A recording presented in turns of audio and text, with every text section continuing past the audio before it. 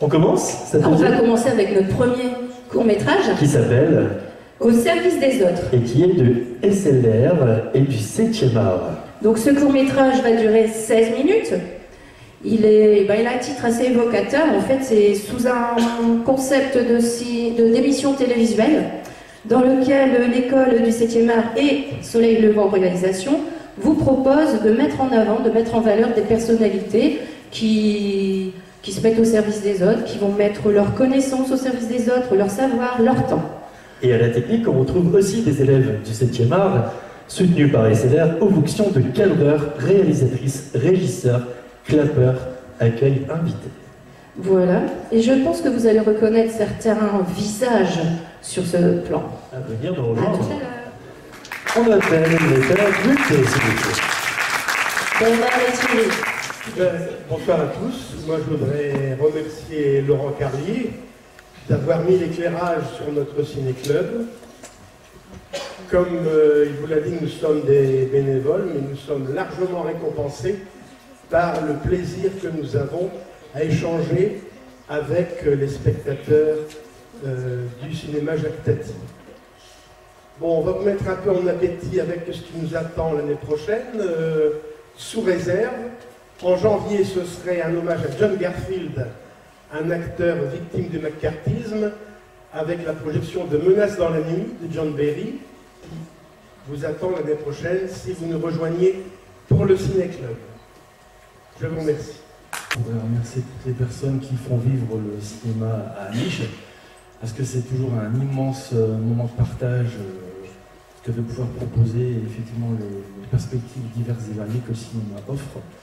Et je tiens également à dire tout le respect que j'ai pour cette école de cinéma, donc tout le travail que Laurent et toute son équipe font, Rémi aussi, enfin toutes les personnes qui sont attachées au cinéma, parce que je me rends compte que effectivement les jeunes qui baignent dans l'univers du cinéma sont vraiment à fond dedans, et ça me fait vraiment plaisir de les voir s'intéresser à tout ce qu'on peut faire dans le métier du cinéma, que ce soit en termes de préparation, de projet, de scénario, de mise en scène, des diverses, de maquillage, de costumes, de lumière, tout est représenté.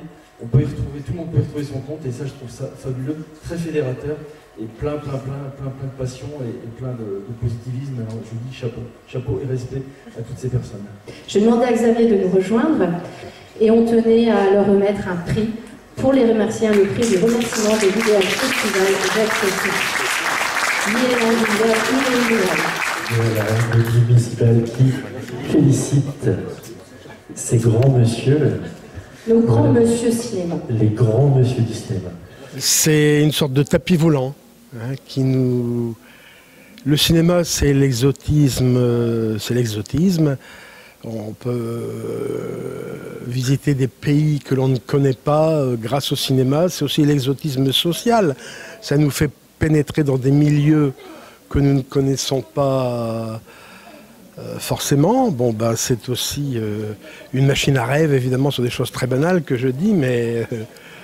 Moi, j'ai l'image du noir et blanc, et puis aussi de l'ombre vers la lumière. C'est vrai qu'au départ, on crée un projet, on est un peu dans l'ombre, on travaille dessus, tout ça, et après, le film, le court-métrage est fait, donc c'est la lumière. On l'expose en pleine lumière, parce que le cinéma, c'est ça, c'est vraiment partir d'une salle de cinéma qui est dans le noir, donc dans l'ombre, et après se trouver vers l'écran qui, lui, projette la lumière. Donc j'ai vraiment cette image précise, ombre et lumière. Mais je ne sais plus qui a dit, au cinéma, on regarde toujours vers le haut. Oui. Qui est-ce qui a dit ça? Je ne sais plus. C'est Edward Edward Robinson qui a dit au cinéma, on regarde. On va apprendre à regarder vers le haut. On doit apprendre à regarder vers le haut. Alors si je devais choisir un visage, alors ça c'est particulièrement une très très bonne question. Je crois que je choisirais le visage de Charlot, parce que Charlot, Chaplin, Eh ben, il a tout créé et il a en son visage, parce qu'il parlait pas dans ses films, il y a dans ce visage toute l'expression du cinéma, le bonheur de voir un acteur sur son art, avec son art, accompagner son art et nous transmettre un message, nous transmettre une émotion et la recevoir en plein cœur. Franchement, le visage de Chaplin, c'est le visage qui est figé vraiment dans ce que j'aime par-dessus tout dans le cinéma. Ouais. Moi, j'ai bien aimé le premier court-métrage de Laurent Itkoviak, parce qu'il dit énormément de choses en quelques plans. En quelques plans, il a réussi à traduire la souffrance de cet homme qui vit seul chez lui. Enfin, ça m'a impressionné. En 2 minutes, oui. Oui. Moi, je vais devoir dire vraiment que je les ai tous aimés, vraiment, parce qu'en fait, voilà quoi, je trouve qu'ils sont tous différents déjà, et puis ils ont tous leur dynamique, leur rythmique, un qui va durer 2-3 minutes, l'autre qui va durer 11 minutes. Chacun a quelque chose à nous apporter. Donc moi, là maintenant, j'ai reçu de la part de chacun des courts-métrages quelque chose. Donc Laurent Itkoviak, pourquoi j'en parle maintenant, François? Parce que on va voir sur cet écran. Bon, donc un format un peu plus court que tout à l'heure, que le premier, que celui-ci durera 2 minutes 22. Et donc ce monsieur, il souhaite évoquer sur le thème de la misère sociale qu'on choisit de dissimuler afin de sauvegarder les apparences. Donc vous allez voir sur cet écran un court-métrage de Laurent Itkoviak intitulé « Que ta vie est belle ». Bonsoir à tous. Je raconte un peu la genèse. Ok. Alors la genèse du projet, en fait, c'était un concours, peut-être que certains connaissent, le concours Nikon. C'est un concours national qui a lieu tous les ans, un concours de court-métrage. Et à chaque fois, il y a une thématique particulière. Et cette fois-là, ça remonte à 5-6 ans, c'était une thématique autour de la difficulté. Je suis comédien, je suis metteur en scène, je réalise des petites choses. Et je travaille pour différentes structures dans le cadre de mon travail. Et il m'arrive de travailler en centre social, en maison de quartier, etc. Et donc c'était important de parler de ce thème qui me touche, parce que l'histoire que je vous raconte, c'est une histoire vraie. C'est une personne que j'ai rencontrée, qui donnait une très bonne image. Quelqu'un qui, vous l'auriez vu ici, vous ne douteriez de rien. Et c'est un monsieur qui vivait une grande difficulté chez lui, mais qui cachait pour sauver les apparences.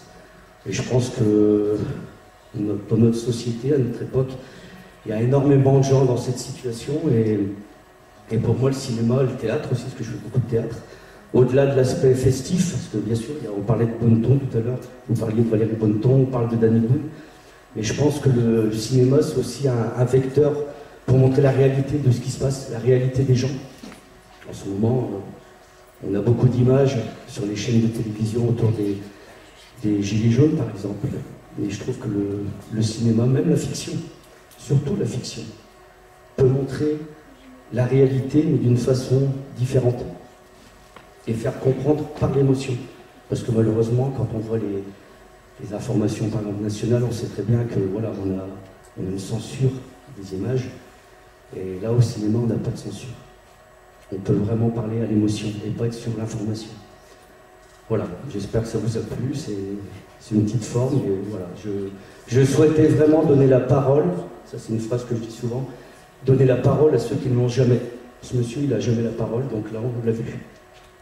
Et comme vous l'avez constaté, il ne parle pas d'ailleurs. C'est une volonté pour le film.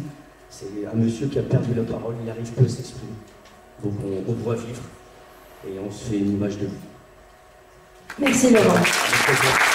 Laurent, une question vendredi prochain, tu peux faire un rapport.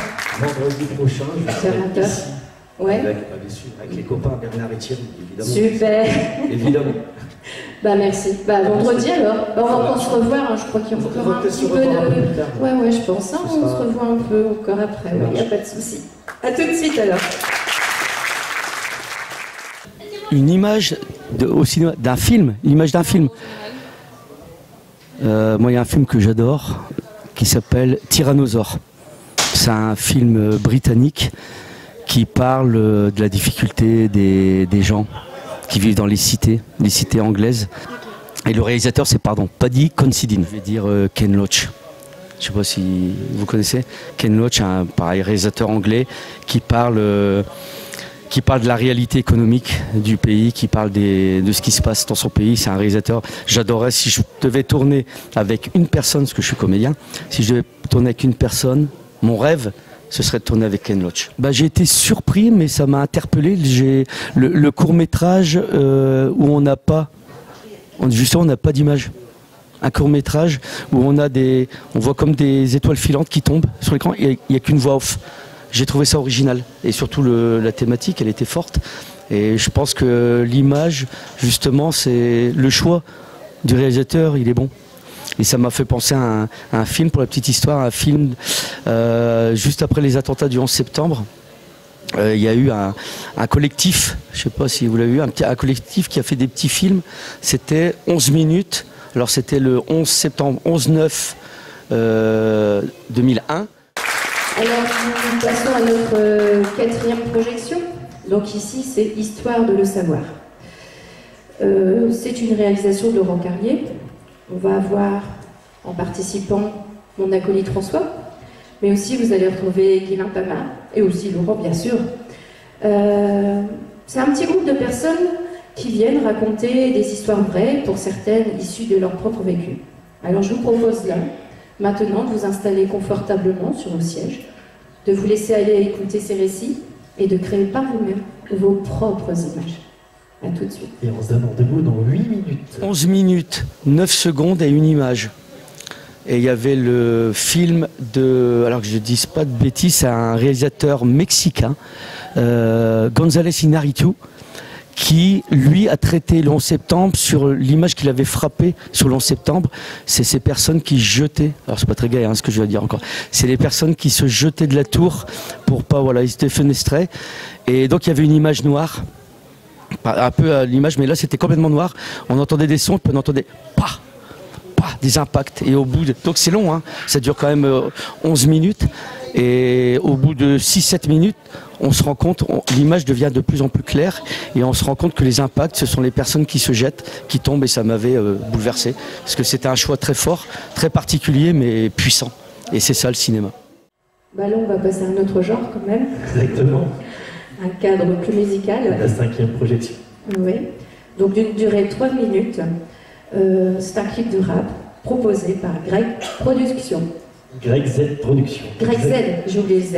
Z comme Zorro. Exactement, on se donne rendez-vous dans 3 minutes. 3 minutes. Quoi dire? Votre réalisation? Ouais, c'est un clip de rap, un artiste de Lillois qui s'appelle Ziri. On a tourné ça sur Valenciennes dans un appartement qu'on a loué. Et puis voilà quoi. D'ailleurs hier j'ai partagé aussi un nouveau clip d'une petite fille qui est atteinte de mucoviscidose.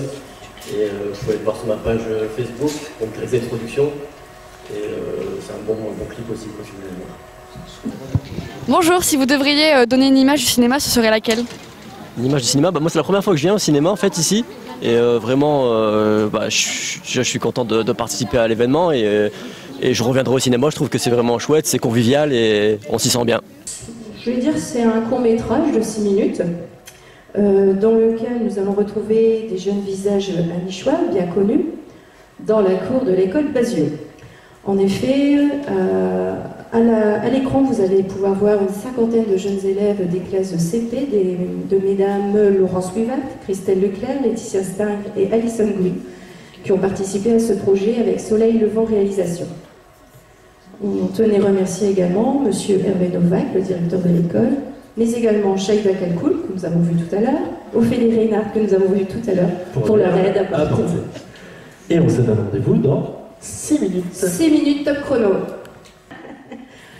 C'était vraiment une expérience super enrichissante pour les enfants et même pour nous, parce que c'était la première fois qu'on faisait ce genre de projet. On a travaillé en musique, en art visuel, et puis en littérature. Il y avait plein de choses à faire avec les enfants et je pense que vous avez passé un bon moment et que vous avez plaisir, les enfants. Est-ce que ça t'a fait plaisir de tourner? Oui. C'était leur première fois en tant qu'acteur. Et merci beaucoup à Laurent Carlier d'être à l'initiative du projet, de nous avoir demandé en fait, de contribuer à ce projet. C'était vraiment une belle expérience. Ah bah super, merci. Alors, ne bougez pas. Monsieur Chantreau, vous êtes là désigné en tant que conseiller municipal afin de remettre un prix aux 4 classes de cours Exactement, préparatoires le prix qui arrive. Voilà. On peut applaudir bien fort. Bravo à vous. Donc le prix des remerciements pour l'école Pagieux d'Aniche.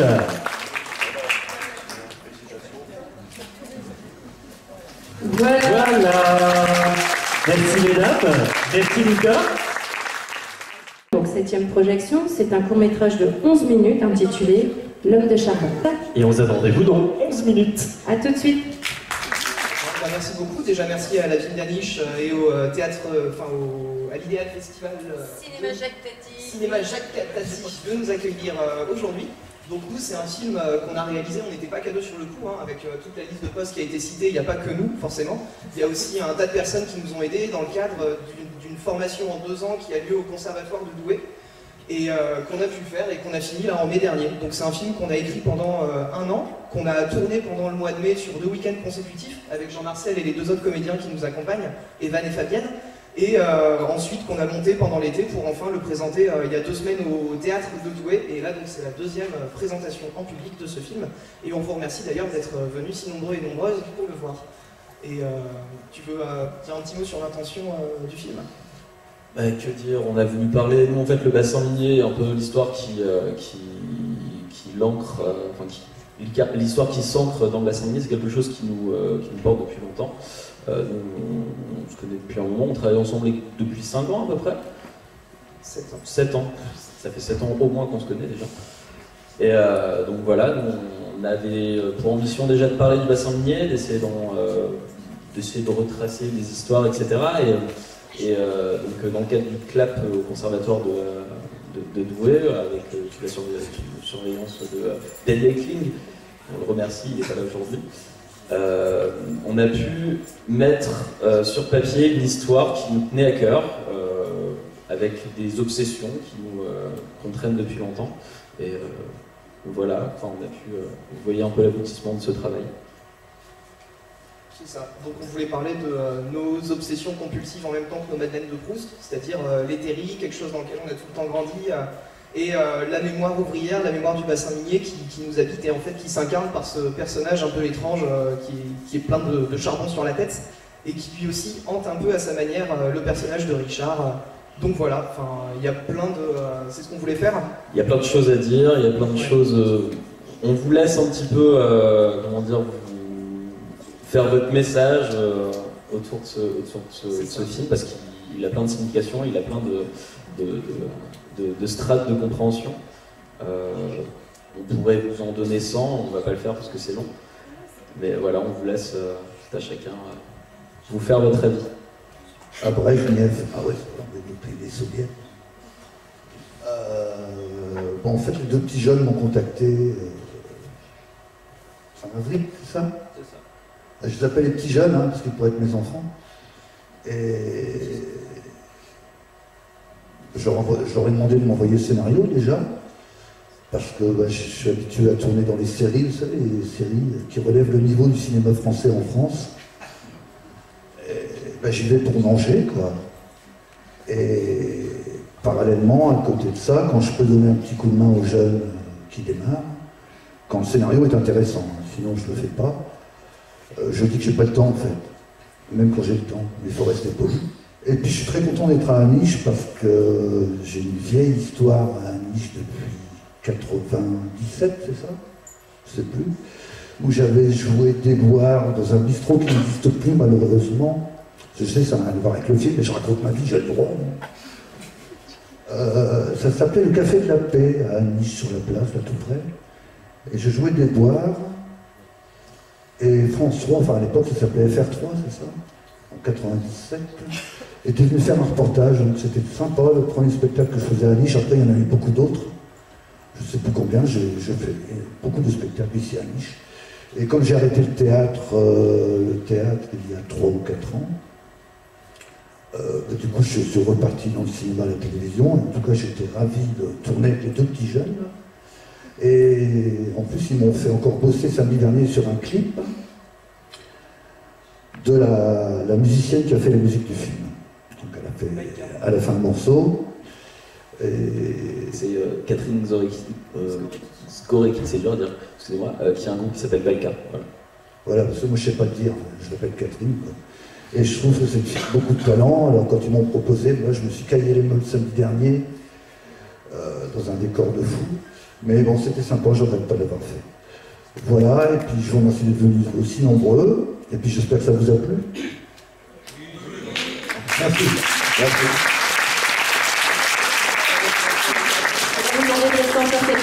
Je vais demander à Christian Vitu, adjoint au maire, de venir nous rejoindre ici. Et puis nous allons vous remercier de votre présence avec la remise d'un prix. On passe devant vous. Exactement, pardon, c'est pas super poli. Et le prix qui arrive. Et le prix qui arrive. Donc prix remis par Christian Vitu, adjoint au maire. Le prix de remerciement.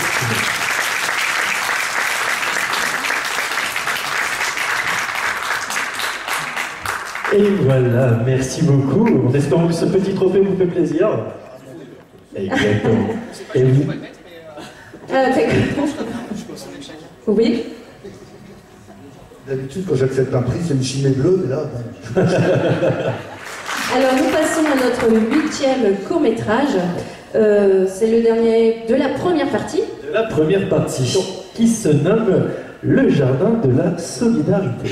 Dans lequel nous allons retrouver Laurent Ikoviak, au scénario et la réalisation, sur une idée originale de Virginie Lemaire. Et nous allons retrouver 3 personnages très différents par leur âge, par leur genre. Tous les séparent, mais un point commun existe entre ces 3 destins. Malheureusement, ils sont victimes de la maltraitance. A tout de suite, dans 11 minutes et 44 secondes. Merci.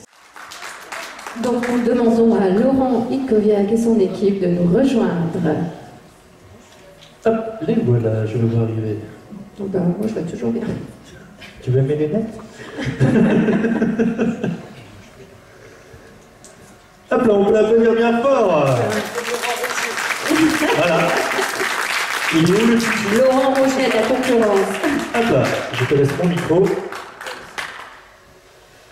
Il y a une deuxième forme complètement différente. Là, j'allais dire, c'est presque une super production par rapport à la première. Déjà, la première chose que je tiens à dire, c'est que l'équipe, malheureusement, ne pouvait pas venir. Parce qu'il y avait une belle petite équipe, les jeunes, les moins jeunes. Malheureusement, ils avaient tous des impératifs. Ils ne pouvaient pas être là aujourd'hui. Alors, pour la petite histoire, pareil, la genèse de cette histoire, c'est une commande. C'est une commande de la région autour du thème du harcèlement.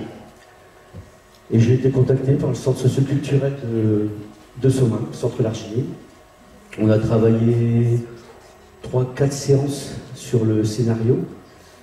Et après, on a réalisé, on a monté. Alors, je vous présente Marc.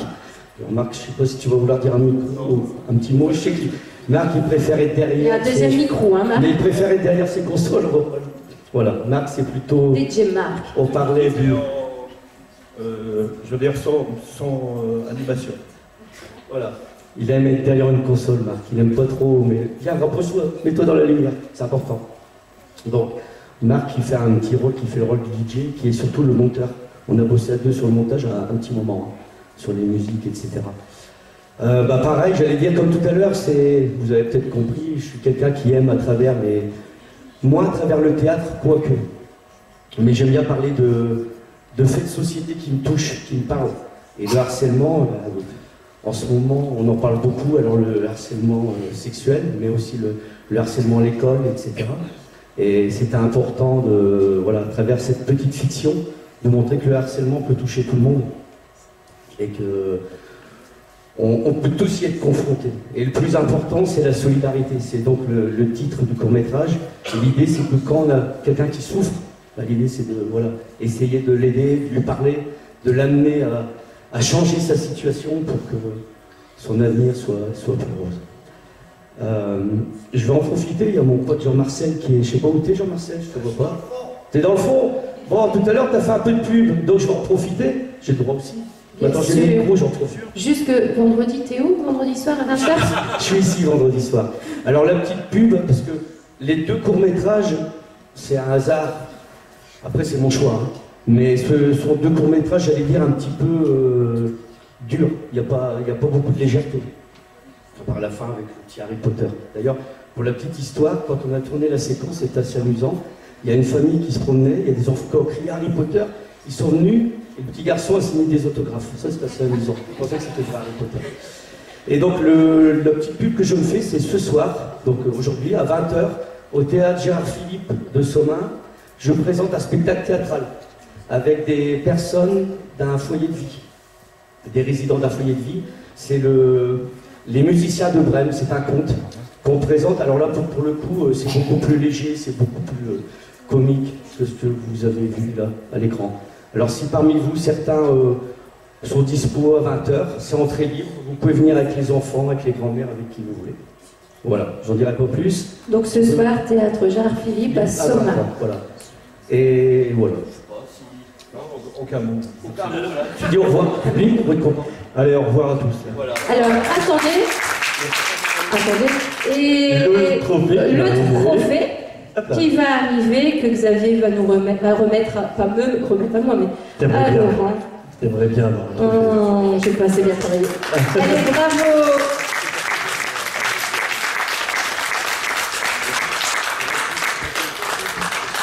Bien évidemment, j'associe toute l'équipe, parce que là, cette histoire, bien évidemment, c'est un travail de groupe.